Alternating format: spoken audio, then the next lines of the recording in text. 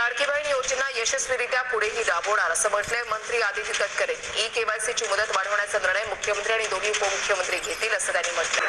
कागदपत्रांच्या पूर्ततेला वेळ लागेल म्हणून ही मुभा दिली होती की त्यांनी सेल्फ सर्टिफिकेशन करायचं, म्हणजे त्यांनी जे सांगितलं ते सत्य मानून आपण त्या ठिकाणी त्यांना लाडक्या बहिणीचा लाभ देणं सुरू केलं।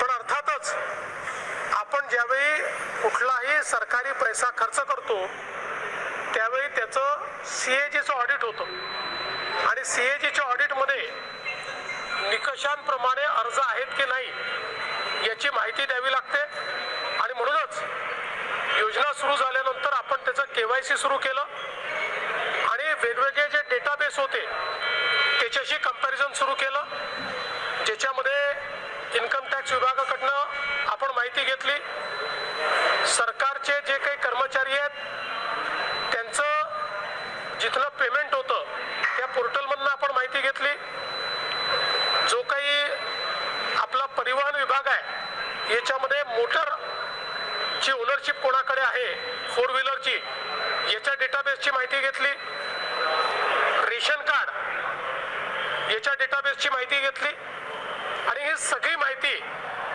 आपण ज्यावेळेस कोलेक्ट केली त्यावेळी असं लक्षात आलं की 5 लाख लोक असे आहेत ज्यांच्या घरी सरकारी नोकरी आहे, 14,000 तर पुरुषच निघाले, जवळपास 10 लाख असे निघाले की ज्यांचं उत्पन्न 2.5 लाखापेक्षा जास्तीचं आहे।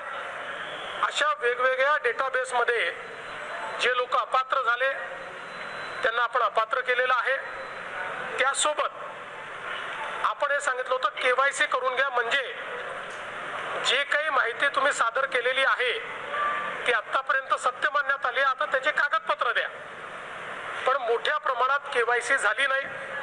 आता एक गोष्ट आपण लक्षात घ्या की ज्यांना अर्ज करता येतो, सेल्फ सर्टिफिकेशन करता येतं, त्यांना केवायसी करता येत नाही असं मानणं काही योग्य नाही।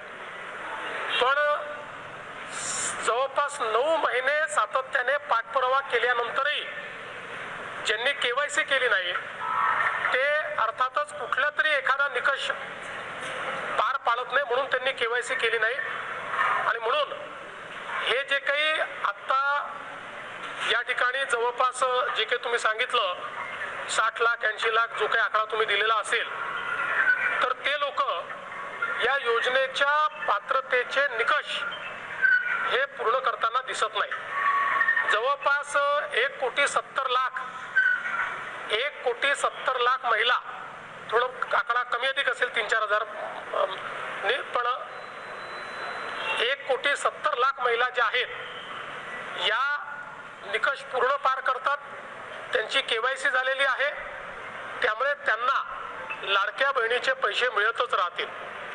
ज्यांनी केवायसी केली नाही त्यांना आता आम्ही पैसे देणार नाही, पण त्यांनी दिलेले पैसे आम्ही वसुली करणार नाही। मात्र 14,000 ज्या पुरुषांनी पैसे घेतलेले आहेत त्यांच्याकडनं मात्र पैसे हे वसूल केले जातील।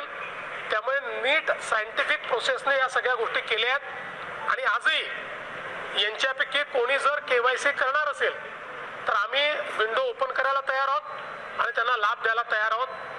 आजही ज्यावेळेस आपण जेवढ्या लाडक्या बहिणींना लाभ देतो देशातल्या कुठल्याही योजनेपेक्षा आजही सर्वात मोठी योजना ही महाराष्ट्राची आहे। आजही देशामध्ये एवढा लाभ 1,70,00,000 कुठलंच राज्य देत नाही जे महाराष्ट्र देत आहे। नमस्कार ताईंनो, मी देवानंद गव्हांदे आणि आपण बघता हा टेक्निकल मराठा। ताईंनो, आताची मोठी बातमी अशी आहे की लाडकी बहीण योजनेमध्ये ज्या बहिणींची केवायसी बाकी राहिलेली आहे, ज्यांची केवायसी झालीच नाही आहे किंवा मग ज्यांची केवायसी तर त्यांनी केली आहे, सक्सेसफुलचा मेसेजही आला आहे, परंतु त्यांना पैसे मिळत नाही आहेत, हप्ते बंद झाले आहेत, तर अशा सर्व बहिणींसाठी ही माहिती खूप महत्त्वाची राहणार आहे। आदित्य तटकरे यांनी सांगितलेलं आहे की नवीन केवायसी पोर्टल उघडण्याचा निर्णय हे मुख्यमंत्री आणि दोन्ही उपमुख्यमंत्री घेणार आहेत। तसंच मुख्यमंत्री साहेबांचं भाषणसुद्धा आपण ऐकलं आहे, त्यांनी सांगितलेलं आहे की आम्ही लाडक्या बहिणींना पुन्हा केवायसी करण्यासाठीचा विंडो ओपन करण्याची तयारी आमची आहे, त्या पुन्हा केवायसी करू शकतात। परंतु हे 2-3 महिने झाले लगातार यांचं जे काही स्टेटमेंट आलेलं आहे हे अशाच प्रकारचे आलेलं आहे, परंतु अजूनही KYC पोर्टल सुरू केलेलं नाही आहे.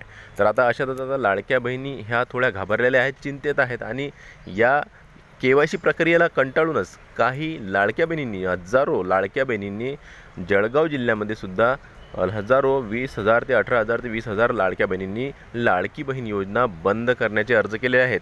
त्यांची मागणी ही होती की हे जी जाचक अटी आहेत आणि KYC प्रक्रिया खूप किचकट असल्याकारणानं आम्ही ही लाडकी बहीण योजना सोडत आहोत आणि याच्या बदल्यात आम्ही संजय गांधी निराधार योजनेचा लाभ घेण्यास तयार आहोत, अशा प्रकारचे अर्ज त्यांनी दिलेले आहेत आणि लाडकी बहीण योजना आमची बंद करावी असे त्यांनी अर्ज केलेले आहेत. तर आता तुम्ही यावरून समजू शकता की किती कंटाळल्या असतील ह्या लाडक्या बहिणी आणि म्हणूनच त्यांनी संजय गांधी निराधार योजनेचा लाभ घेण्याची तयारी दर्शवली आहे आणि लाडक्या बहीण योजनेला त्यांनी बंद केलेलं आहे.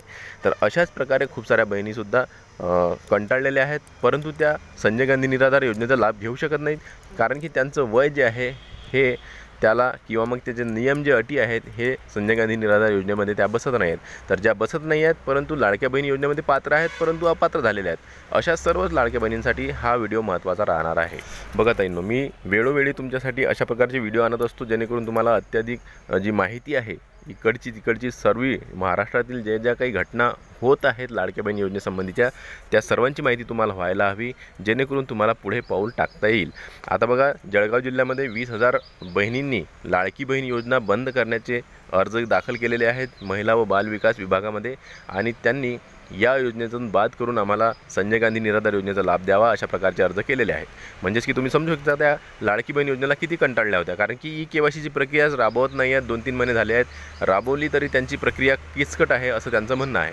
तर आता ज्या बहिणी पात्र आहेत लाडकी बहीण योजनेमध्ये परंतु त्या संजय गांधी निराधार योजनेचा लाभ घेत नाहीत किंवा मग घेऊ शकत नाही आणि इतर योजनेचा लाभही घेऊ शकत नाहीत, तर मग त्यांना फक्त आधार लाडकी बहीण योजनेचाच आहे, तरीही त्या पात्र असून अपात्र झाल्यात, कारण की त्यांची KYC त्या वेळेवर करू शकल्या नाहीत किंवा मग त्यांना समजतच आलं नाही नेमकी KYC करायची कोणची आहे आणि KYCमध्ये कोणचं जे ऑप्शन आहे ती प्रश्नांची उत्तरे आहेत नेमकं काय लिहायचं आहे, अशा प्रकारच्या घटना त्यांच्यासमोर घडल्या आहेत. त्याचबरोबर सरकारचं जे काही पोर्टल आहे लाडकी बहीण योजनेचं हे उघडत नाही, कारण की वेळोवेळी त्यामध्ये ते हँग व्हायचं, त्याचबरोबर त्यांचा जो काही OTP आहे हा यायला वेळ लागत होता. अशा प्रकारची खूप कारणांमुळे खूप साऱ्या लाखो लाडक्या बहिणींची KYC बाकी राहिलेली आहे. आता सरकार सांगते काय की लाडक्या बहिणीनं जर लाडकी बहीण योजनेचा अर्ज भरू शकतात तर ते KYC सुद्धा करू शकतात असं त्यांचं म्हणणं आहे, परंतु तुम्ही प्रश्न जे घुमून फिरून विचारले होते त्याबद्दल तुम्ही काही नाही म्हटलं आहे मुख्यमंत्री साहेब, कारण की ते जे प्रश्न होते एवढे घुमून फिरून विचारण्यात आले होते की लाडक्या बहिणींना ते प्रश्न समजलेच नाहीत. तर आता अशा प्रकारचे जे काही चुका झाल्या आहेत हे सरकारच्या चुकीमुळे झालेल्या आहेत, कारण की पोर्टल लवकर उघडायचं नाही, त्याचबरोबर प्रश्न चुकीचे म्हणत नाही मी, परंतु घुमून फिरून विचारण्यात आलेले होते आणि त्याचबरोबर OTPसुद्धा लवकर येत नव्हता. तर अशा कारणांमुळे आणि इतरही कारणं आहेत जे की सरकारच्या चुकीमुळे झाले आहेत. तर मग आता तुम्ही या चुकीचं खापर आमच्या लाडक्या बहिणीच्या डोक्यावर फोडू नका.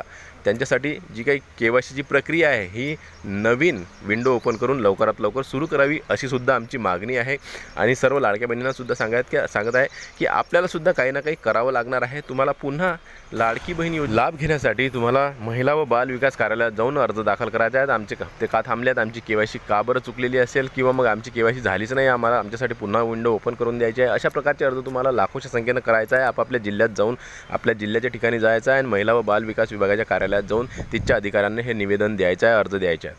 अशा प्रकारे जर तुम्ही अर्ज दाखल केले तर लवकरात लवकर विंडो ओपन होण्याची शक्यता दाट वाटत आहे. सरकारची तयारी आहे परंतु आपल्यालासुद्धा काही ना काही हातपाय मारावे लागतील ताईंनो.